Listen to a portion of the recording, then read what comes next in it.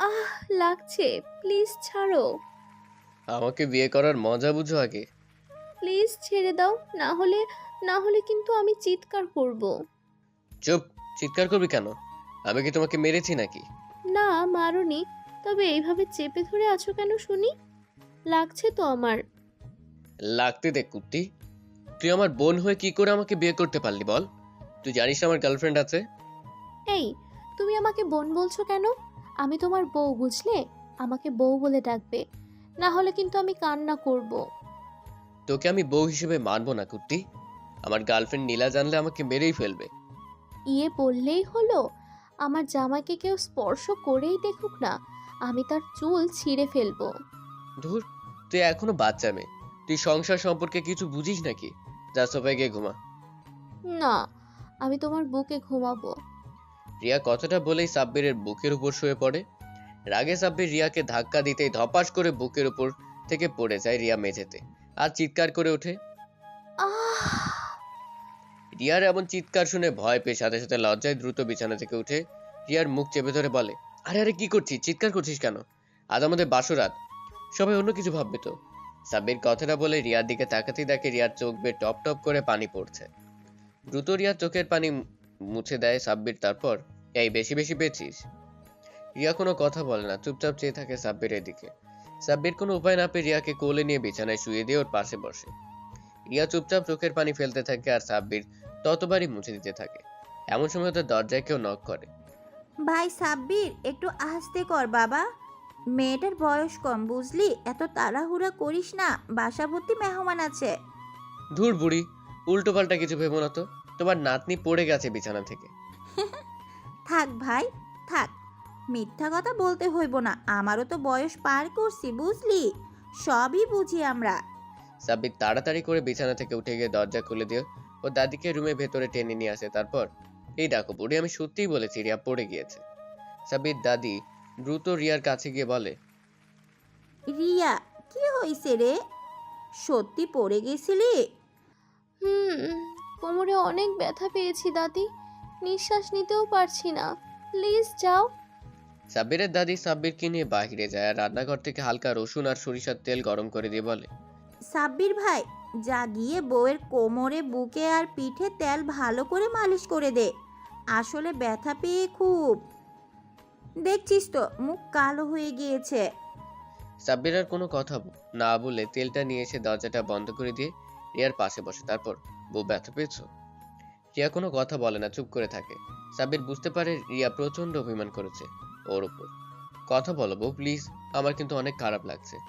আপনি অনেক পচা। আমাকে এভাবে ফেলে দিলেন কেন? আমি কি আপনার বোন হই যে আপনার বুকে শুতে পারবো না? আপনার লজ্জা করে না বিবাহিত হয়েও নিজের বউয়ের সামনে প্রেমিকার কথা বলেন? আমি কি ইচ্ছে করে ফেলে দিয়েছি বলো বউ? দেখি কই ব্যথা পেয়েছো, তেল মালিশ করে দিই, ব্যথা কমে যাবে। না, আমার লাগবে না। আপনি নীলার কাছে যান, আমি বাবা বলবো আপনি অন্য কাউকে ভালোবাসেন আর তাকেই বিয়ে করতে চান। এই চুপ, বেশি বুঝিস কেন পাগলি? আগে তেল মালিশ করে দিই, তারপর তোমাকে সব বলবো, বুঝলে? হুম, বুঝেছি। লুচ্চা। তেল মালিশ করে দিতে চেয়ে আবার শরীরে হাত দেওয়ার পায়তারা, তাই না? হ্যাঁ তাই। আর দিলেও বা কি শুনি? তুমিই তো আমার বউ, আমার ভালোবাসা। প্রচুর ভালোবাসেন আপনি আমাকে।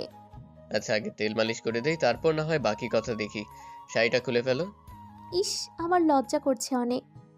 আমার সামনে আবার কিসের লজ্জা? একটু আগেই যখন আমার বুকে শুয়েছিলে তখন লজ্জা করেনি? না। তাহলে এখনো লজ্জা পেয়ে লাভ নেই। এসো কাছে এসো তো। সাব্বির জোর করে রিয়াকে নিজের দিকে এগিয়ে নিয়ে এসে তেল মালিশ করে দিতে থাকে।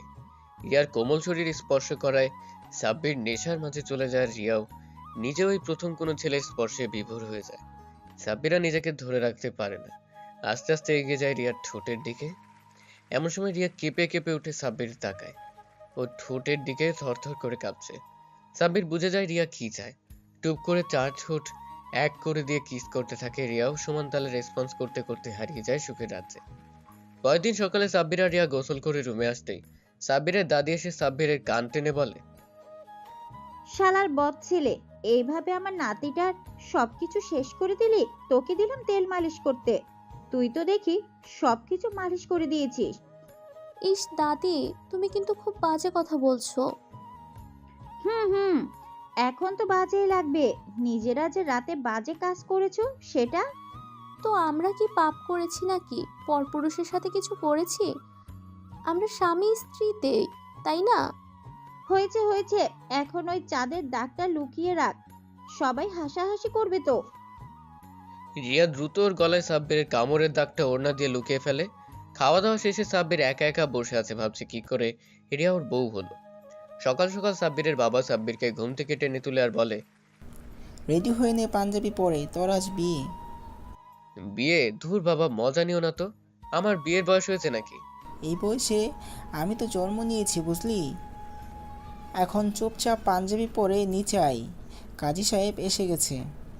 কি আর করার, সাব্বিরের কোনো উপায় না পেয়ে পাঞ্জাবি পরে নিচে যায়। সবার সামনে মন খারাপ করলেও সাব্বির সেই লেভেলের খুশি। কাজী সাহেব বিয়ে পড়ানো শুরু করে। এমন সময় পাত্রীর নাম শুনে সাব্বির চমকে যায়, কারণ কাজী সাহেব পাত্রীর জায়গায় রিয়া ওর চাচাতো বোনের নাম বলেছে। সাব্বির ওর পাশে বসা বউয়ের দিকে তাকায়। ঘোমটা দিয়ে বসে আছে, অনেক কষ্টে শরম লজ্জা ভেঙে নিচু হয়ে মেয়েটাকে দেখেই চমকে যায়। আসলে ওর চাচাতো বোন রিয়া বউ সেজে বসে আছে। সাব্বির তাকায় ওর বাবা চাচার দিকে। দুজনে খুব খুশি, তাই আর কিছু বলেনি। চাচাতো বোনকে বিয়ে করে নেয়। বর্তমান সাব্বিরের বুকের উপর হুট করে রিয়া দৌড়ে এসে শুয়ে পড়ে। তারপর, এই বর, কি ভাবছো? বউ সত্যি করে বলো তো, হঠাৎ তোমার সাথে আমার বিয়ে দিল কেন বাবা চাচা?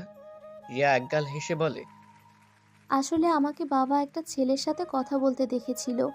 তারা ভেবেছিল আমি প্রেম করি, ভেগে যাব ছেলেটার সাথে, তাই তো তোমার সাথে আমার বিয়ে দিয়েছে। সাব্বির ভ্রু কুঁচকে বলে, সত্যি করে বল, কোন ছেলে? ওর সাথে তোমার সম্পর্ক কিসের? ইয়ে মানে আসলে ওর নাম রায়হান, আমার বন্ধু। ওর সাথে আমি পরিকল্পনা করে এইসব করেছি, কারণ আমি তোমাকে ভালোবাসতাম। আর বাবা যাতে তোমার সাথে আমার বিয়ে দেয়, তাই তো রায়হানকে নিয়ে বাবার সামনেই কথা বলেছিলাম। ও, এবার উল্টো ভ্রু কুঁচকে বলে, এবার তুমি বলো নীলাকে। রিয়া হলো আমার ছাত্রী। ছাত্রীর সাথে প্রেম করো? আর আরে, ও ক্লাস 3 ছাত্রী, এমনি দুষ্টুমি করে ওকে আমি ভালোবাসি বলি। ওহ, আচ্ছা যান, আবার রাতের মতো একটু আদর করো না, আমার খুব আদর খেতে ইচ্ছে করছে। কাছে এসে করছি। রিয়া সাব্বিরের কাছে আসতেই সাব্বির 4 ঠোঁট এক করে দেয়। এমন সময় দরজার পাশ থেকে বুড়ি চিৎকার করে ওঠে, আরে আর দরজাটা তো লাগিয়ে দে।